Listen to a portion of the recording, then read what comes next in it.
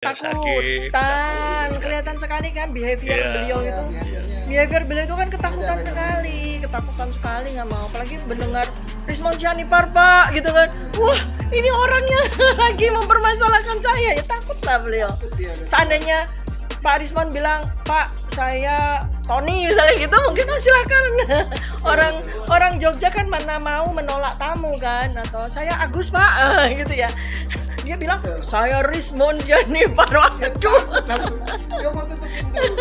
Tapi anyhow ya Pak, namanya itu sebuah nurani kejujurannya.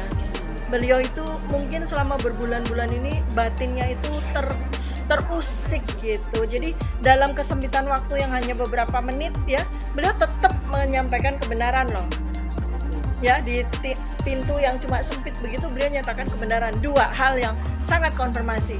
Satu, bahwa beliau dengan mulutnya sendiri mengatakan saya bukan pembimbing skripsi. Ya, Ya, bukan pembimbing bukan pembimbing skripsi. Ya, karena yang membimbing skripsi itu yang usianya sudah 50 tahun ke atas. Iya. Pada waktu tahun 85 itu beliau usia baru 36 tahun. 35 tahun. Nah, kedua, saya juga bukan pembimbing akademik. Karena saya itu masih golongan 3B. Jadi tidak bisa menjadi pembimbing akademik. Confirm kan? Nah, artinya kan kita juga jadi tahu siapa sih yang bohong di sini. Kan nggak mungkin Pak Kasmojo.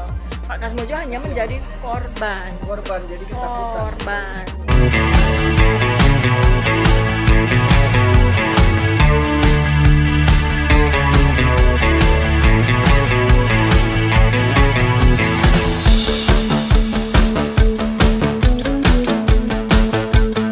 Assalamualaikum warahmatullahi wabarakatuh.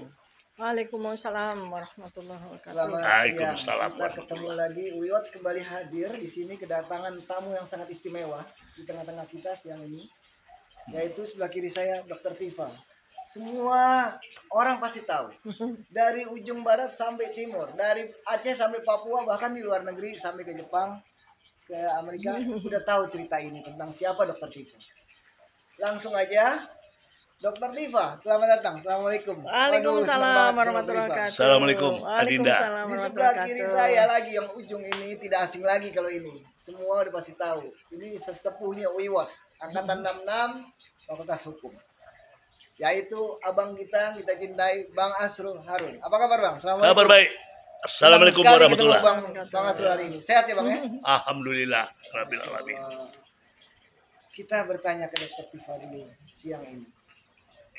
Assalamualaikum Dok. Waalaikumsalam. Begini Dok, Mm-mm. kemarin ini rame kan, dari barat ke timur semua yang mengenai ijazah palsu. Ada satu hal yang sangat menyilip buat saya. Mhm. Perjalanannya Dokter Rismon. Rismon. Ini orang di mata saya hebat. Mhm. Sama lah, geng Dokter Tifa nih jagoan semua saya lihat. Di mata kami Wiwats ini jagoan, berani. Nah, travelingnya Rismon ini, Bang Rismon ini, itu kemana-mana saya ngikutinnya. Betul. Bahkan yang sangat ramai nih baru-baru ini dia posting dia ketemu dengan Kasmujo. Iya. Iya kan? Kasmujo ini tuh pintu dia. Benar mandir kayak ketakutan. Terus mukanya ada Plaster-plaster. apa habis gimana? Iya apa dipukul atau gimana? Saya nggak tahu nih. Nah, sebagai Dr. Tifa bersahabat dalam tim yang sama menggebrak ini jasa palsu Jokowi. Pertanyaan saya, sampai sejauh mana ini perjalanan ini Rismon? Silakan. Ya, sebetulnya kan itu kan sebetulnya dorongan ya, naluri seorang peneliti. Ya, naluri seorang peneliti dan mungkin itu kan fitrah ya. Betul. Itu kan tugas dari Allah Subhanahu wa taala kepada kita semua. Betul. Kita masing-masing kan diberikan tugas. Ketika kita hidup tuh masing-masing ada tugasnya. Nah, kebetulan yang membuat kami menjadi satu sekarang menjadi satu tim itu karena kami merasa mendapatkan tugas Allah sama sebagai peneliti kan gitu. Betul. Kita basicnya bertiga ya, terutama saya, Mas Roy Suryo dan Bang Rismon Sianipar ini kan adalah para peneliti di bidang masing-masing. Betul. Nah, kebetulan kita sama concern kita beberapa tahun ini itu tentang polemik ijazah Pak Joko Widodo gitu Betul. kan. Nah, kami masing-masing memandang dengan mata sesuai dengan domain kami masing-masing. Betul. Pak Rismon Sianipar itu dengan domainnya digital forensik, Pak Roy Suryo sebagai pemerhati telematika sesuai dengan domainnya, saya sebagai seorang yang berkecimpung dalam bidang behavioral epidemiologi, ya kan jadi begitu. Sehingga pandangan mata kami, katakanlah dalam satu dokumen itu, masing-masing kan memandang sesuai domainnya masing-masing, sesuai dengan ekspertisnya masing-masing. Tapi tiga-tiganya alumni UGM loh ini. Ya itu dia, itu kan juga pengikat. Ini kan ijazah palsu dari UGM, makanya mungkin jadi ada UGM marah nih. Ya, Iya kan? ya maksudnya itu dia. Tuh jadi ada pengikat-pengikat yang dikendalikan oleh Tuhan Yang Maha Kuasa menurut Betul. saya. Kami sama-sama peneliti, kami sama-sama alumnus dari UGM, dan kemudian ini adalah sebuah masalah yang sangat besar bagi alma mater yang kami cintai dan kami banggakan. Betul. Karena intinya kan sebenarnya kami tuh nggak ingin UGM itu namanya jadi cemar gara-gara digunakan oleh sekelompok orang untuk meraih jabatan, meraih ya seperti yang kita tahu ini yang mengusik kami. Terus berikutnya lagi adalah ada orang yang sudah jadi korban, yaitu Pak Bambang Tri dan Ya. Gus Nur Gus gitu Nur, loh. betul, Untuk betul. sesuatu yang Ya. seharusnya sangat mudah untuk diselesaikan. Ya. Kalau memang secari kertas itu memang benar-benar ada. Ngaku aja gitu ya. Iya kan, Kok susah bener ya? sederhana sekali. Nah, Gitu, kan gitu menjadi ya. pertanyaan kan adalah Iya. berarti dia benar-benar punya atau tidak kan itu.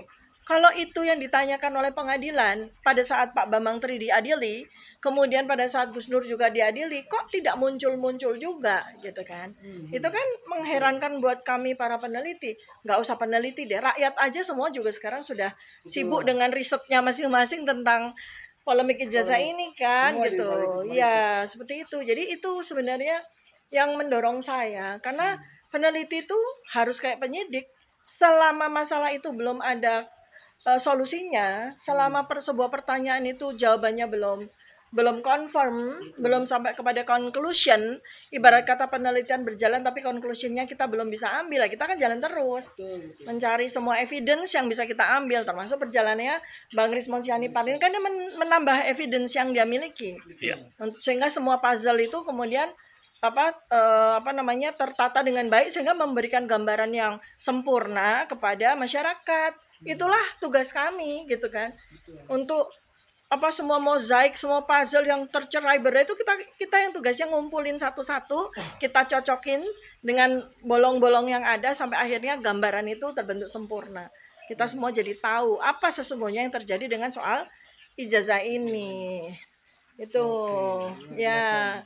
Nah, tapi saya juga mau menambahkan sebenarnya apa yang dilakukan oleh Adinda Rismon Sianipar ini ya. Jadi beliau ternyata memang seorang ada lifting ya? Hah? Ada lifting ya. Jadi beliau kan melakukan sesuatu yang sebenarnya sudah saya rencanakan juga. Nanti saya akan ikut napak tilas apa yang sudah beliau temukan. Jadi memang yang tilas ya? Iya, itu kan sebetulnya berasal dari dokumen-dokumen yang dikeluarkan oleh Bareskrim pada konferensi pers 22 Mei 2025 itu. Itu justru bukannya kemudian menjawab masalah, malah menimbulkan masalah-masalah baru. Karena banyak sekali dokumen-dokumen yang ditunjukkan oleh Bareskrim ternyata membuat kita jadi terus bertanya. Dan ngawur. Iya, dan ya seperti misalnya yang sedang dilihat oleh Pak Rismon ya, satu tuh KKN, ya kan? Kemudian yang kedua adalah Koran Kedaulatan Rakyat, gitu kan? Itu kan materi utama yang beliau. Kemudian yang ketiga adalah konfirmasi dari Pak Insinyur Kasmujo. Itu kan tiga itu yang kita dapat ya, at least ya. Satu. Pak Kasmujonya nggak mau nerima. Ya ketakutan, kelihatan sekali kan behavior beliau itu. Behavior beliau itu kan ketakutan sekali, nggak mau. Apalagi mendengar Rismon Sianipar Pak, gitu kan. Wah, ini orangnya lagi mempermasalahkan saya, ya takutlah beliau.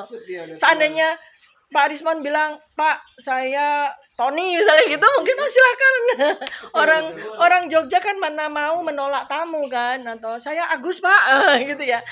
Dia bilang saya Rismon Sianipar. Dia mau tutup pintu. Tapi anyhow ya Pak, namanya itu sebuah nurani kejujurannya. Beliau itu mungkin selama berbulan-bulan ini batinnya itu terusik gitu. Jadi dalam kesempitan waktu yang hanya beberapa menit ya, beliau tetap menyampaikan kebenaran loh. Ya, di pintu yang cuma sempit begitu beliau nyatakan kebenaran. Dua hal yang sangat konfirmasi. Satu, bahwa beliau dengan mulutnya sendiri mengatakan saya bukan pembimbing skripsi.